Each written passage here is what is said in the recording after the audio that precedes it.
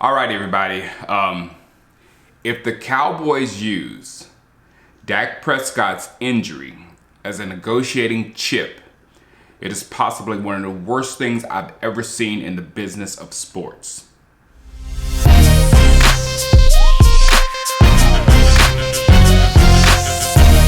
I just had to say that so everybody can hear. I can move on. I wanted to put that at the beginning of my video because it's getting personal now. Pay him, let him go. That's the only options you have right now. Don't worry about numbers and all that kind of stuff. You overpay everybody. Pay him or let him go because it's really getting personal at this point. All right, moving forward. Where are we without Dak Prescott? We're hoping for the best. First of all, we're hoping for the best for Andy Dalton. I heard Dominique Foxworth on television today, and he was saying, well, Dak, the best thing, Dak can root against Andy Dalton. No, we are not rooting against Andy Dalton for any reason whatsoever. Period. He's not. I'm not. We're not here at the Dallas Cowboys show. We don't play into that type thinking, okay? All right. Luckily, we just need to sit in here. Luckily, we're not sitting here with another redhead. And I'm not talking about Jason Garrett. I'm talking about Jason Garrett's boy, Cooper Rush. Just be happy we're not sitting here with Cooper Rush, because with Cooper Rush, we'd be done. There'd be no reason to watch the games. Just get ready to get ready to draft or whatever. But with Andy Dalton, in my opinion, we probably still have at this time right now. We probably have the best quarterback in the NFC East still. I mean, I can't have a logical argument to place one of these guys that's in our division over Andy Dalton and the things that Andy Dalton has done in his career. They would want to put Carson Wentz up there, but Carson Wentz doesn't have what Andy Dalton has done. So I don't see our team. I don't see the potential for our team to be that much different, if you know what I'm saying.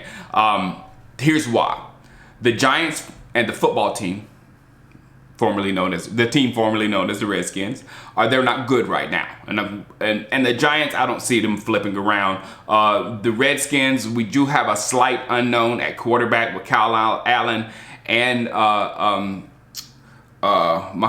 boy Alex Smith. And Alex Smith can ball. Alex Smith can ball. If the Alex Smith comes back like he was, he can ball. I'm not sure about Kyle Allen. I didn't watch him with the Panthers that much when he played for Cam, but you know, he won some games in Carolina. So the football team, I just want to wait and see with that quarterback, because the football team does have a pretty good defense over there. So if they can put something together on offense, they will be a hard team to play. Carson Wentz is playing better, and you can tell because all you have to do is just listen to the announcers during his games, and they just go off. Last week, Ben Roethlisberger gave him a clinic on how a quarterback is supposed to run an offense. And during that game, they were talking up Carson Wentz. I wish I had the numbers of how many compliments was given to Carson Wentz against how many compliments were given to Ben Roethlisberger. And Ben Roethlisberger, almost threw for 300, 3 touchdowns, no interceptions, clean game, dag near perfection still. But I digress. But still, both Eagles games in my mind is still the same amount of a toss-up that it was before that. Now, 3 ways. Here are 3 options where our team could possibly be, and I can't tell you which one of these 3 is most likely to happen, but all 3 of them I can see clearly. Okay, number 1, I can clearly see us being slightly better without Dak Prescott. How? Because now we will play the style of football that I prefer. And it's what I prefer when you don't have an elite quarterback. If you have Aaron Rodgers, of course you throw the ball. If you have Patrick Mahomes, of course you throw the ball. But if you don't have those elite throwers, run.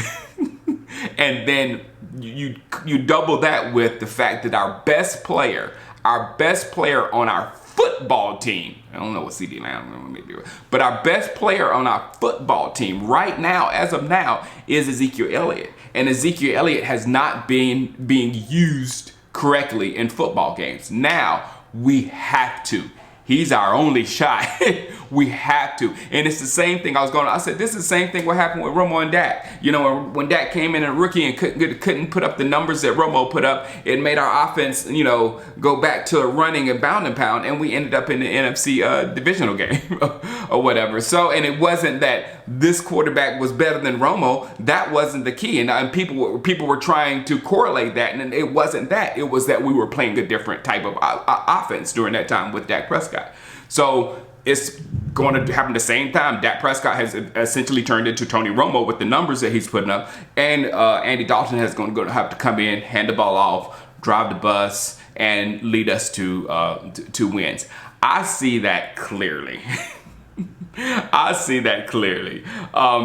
If it's successful, it gets better. If it's successful, it keeps the defense in a spot where the defense can't hurt us, and that is the bench. You know what I'm saying? So, and then I'll put all of that with Andy Dalton being able to make all the throws at the end of a game. At the end of the game, we won't be, oh man, we're out of it. We will have a quarterback that can throw. Did you see last week's games? We will, because all Andy Dalton, he has the arm. All he had to do was throw those balls that he's thrown to AJ Green.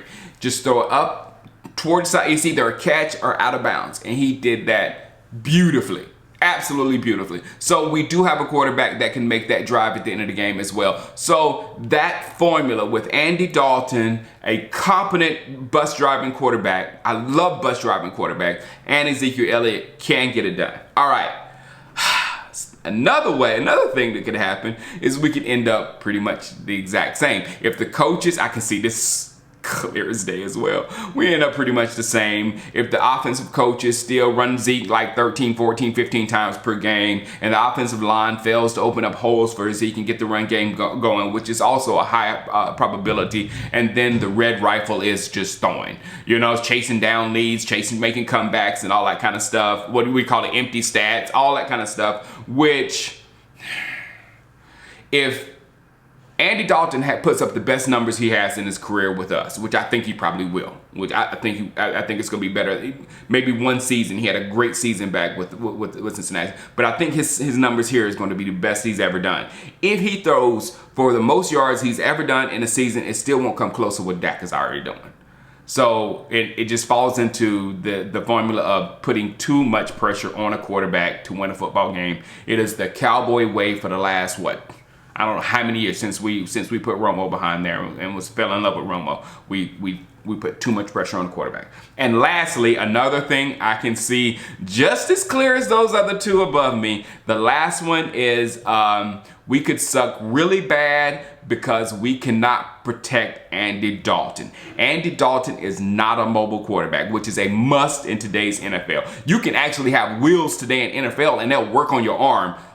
See Tannehill, see the Lamar Jackson last week. They will work on your arm if you can escape that rush. And Andy Dalton, that's one of the biggest play. It wasn't his arm that got him outside of Cincinnati. It was the fact that he couldn't move, and they got a kid now from LSU that can escape the rush and things like that in Cincinnati. And this offensive line that he's going to have, Andy Dalton's going to have in Dallas, is probably a lot worse. I won't say probably a lot worse than what's in Cincinnati.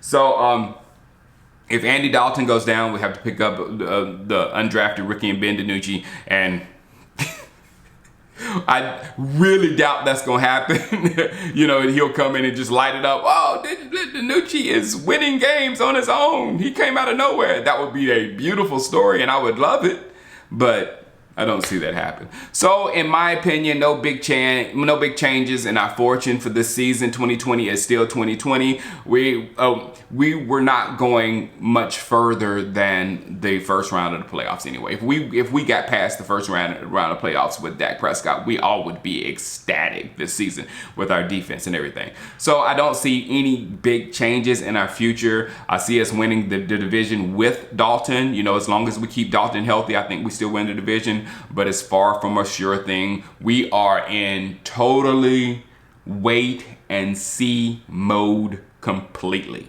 Just sit back, watch your football team, and see who can help us out next year. All right, guys, holla at you. Peace.